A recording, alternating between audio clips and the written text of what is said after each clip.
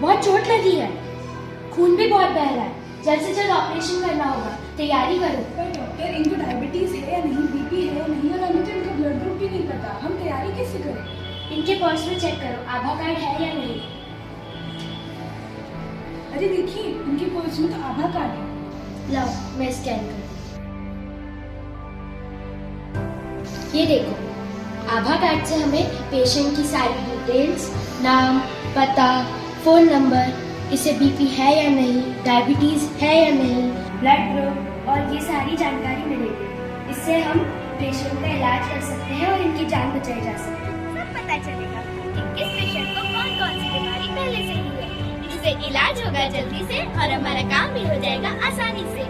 आधार card, आपकी, हमारी और सबकी सुरक्षा। और हाँ, आधार कार्ड जिला चिकित्सालय में निःशुल्क है। तुरंत जाकर बनवाएं।